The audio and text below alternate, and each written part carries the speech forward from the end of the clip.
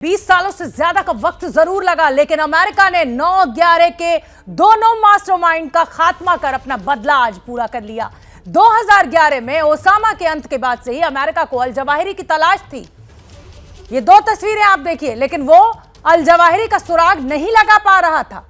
आखिरकार 10 सालों से भी ज्यादा वक्त तक कोशिश के बाद अमेरिका को अल जवाहिरी का सुराग लगा। सटीक निशाने से अल जवाहिरी अपने घर में बैठे बैठे ही ढेर हो गया।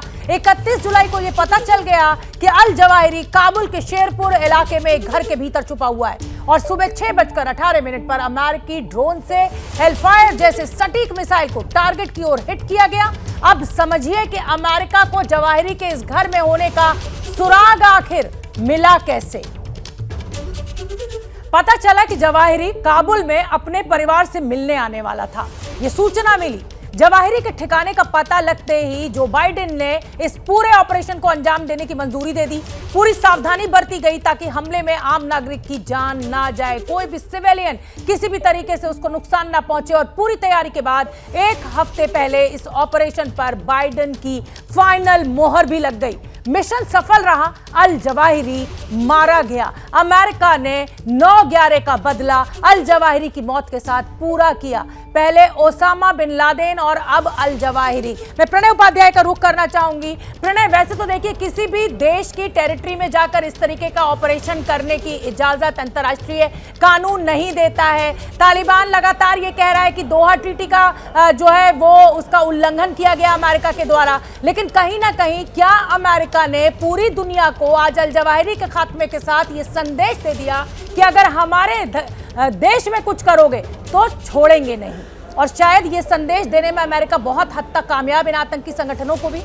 बिल्कुल शोभना, आपने लगभग वही बात कही जो आज सुबह अमेरिकी राष्ट्रपति जो बाइडेन ने भी कही। उन्होंने यही कहा कि अमेरिका के खिलाफ हथियार उठाने वालों को, अमेरिका के खिलाफ हमले को अंजाम देने वालों को ये सीधा संदेश है कि वो कहीं भी हों, अमेरिका उनको ढूंढ निकालेगा और उनके खिलाफ सख्त कार्रवाई करेगा। और जहां तक अफगानिस्तान में कार्रवाई का सवाल है, आपको याद होगा कि अमेरिका ने 9/11 के बाद भी जब अफगानिस्तान में कार्रवाई की थी, तब भी अमेरिका ने यही कहा था कि आतंकवादियों का कोई मुल्क नहीं होता और आतंकवादी अगर या तो तालिबान कार्रवाई करता, नहीं तो हम ओसामा बिन लादेन के खिलाफ कार्रवाई करेंगे। और यही वजह थी कि उसने अफगानिस्तान में कदम रखा था। यह बात है सन 2002 की। लेकिन उसके बाद 20 साल बाद जब 2021 में अमेरिका वहां से वापस लौटा तो भी यह कहते हुए लौटा था। और मैं आपको याद दिलाना चाहूंगा 16 अगस्त 2021 का वो भाषण अमेरिकी राष्ट्रपति जो बाइडेन का, जिसमें उन्होंने साफ कहा था कि अमेरिका के पास ओवर द होराइजन ऑपरेशन की कैपेबिलिटीज हैं और अगर जरूरत पड़ी तो हम अफगानिस्तान में भी इस तरीके की कार्रवाई को अंजाम देंगे। और 1 साल बाद अमेरिका ने आज इस चीज को साबित कर दिया कि उसके पास न केवल वो क्षमताएं हैं बल्कि वो इस तरीके के ऑपरेशन को अंजाम भी दे सकता है। और अल जवाहिरी के खात्मे के साथ इस पर मुहर लगा दी गई।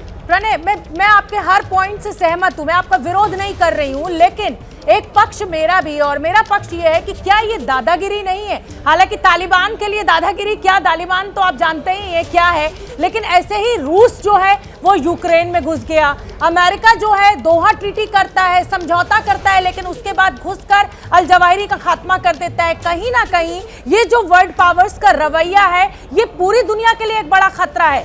उसमें मैं चीन को भी शामिल करना चाहूंगी ताइवान मुद्दे पर। प्रणय शोभना, देखिए इसमें दो पैरेलल्स इस तरह से ड्रॉ इसलिए नहीं किए जा सकते क्योंकि तालिबान और अफगानिस्तान की स्थिति थोड़ी सी इस समय अलग है। क्योंकि तालिबान की सरकार को अमेरिका भी, जिसने उसके साथ डील की है दोहा में, वो भी ऑफिशियली रिकॉग्नाइज नहीं करता। इसलिए रिकॉग्नाइज नहीं करता है क्योंकि जो शर्तें रखी गई थी, यूनाइटेड नेशन सिक्योरिटी काउंसिल का रेजोल्यूशन है जिसके अंदर तालिबान को वो शर्तें पूरी करनी है जिससे कि वो वर्ल्ड कम्युनिटी या यूएन में जो उसकी पात्रता है उसके अनुसार वो काम कर सके ताकि उसका रिकॉग्निशन हो सके। भारत भी उसको रिकॉग्नाइज नहीं करता है। लेकिन अफगानिस्तान के साथ बहुत सारी ह्यूमैनिटेरियन एड के रिश्ते हैं, मानवीय सहायता अफगान लोगों को पहुंचाने की कार्रवाई होती है। अब आतंकियों का जहां तक सवाल है, चूंकि आतंकवाद की पनाहगाह अफगानिस्तान को नहीं बनना चाहिए और इस मामले के ऊपर दुनिया के लगभग सभी देशों का एका है। और यही वजह है कि अगर काबुल में एक रिहायशी इलाके के अंदर अयमन अल जवाहिरी, जो कि संयुक्त राष्ट्र सुरक्षा परिषद के द्वारा जो सैंक्शन लिस्ट है उसके अंदर एक मोस्ट वांटेड आतंकी है, अमेरिका का मोस्ट वांटेड आतंकी है, और वो अगर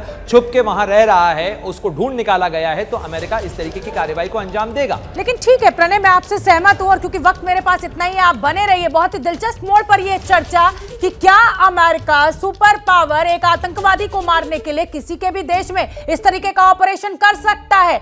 जैसे ही घड़ी का काटा दोपहर 2:30 पे आए, बबीता जी का दिल सास बहू साजिश के लिए मचल जाए।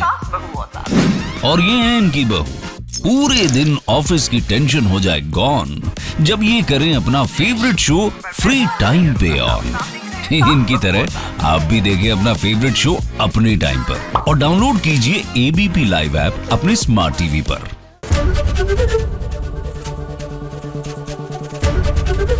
एबीपी न्यूज आपको रखे आगे।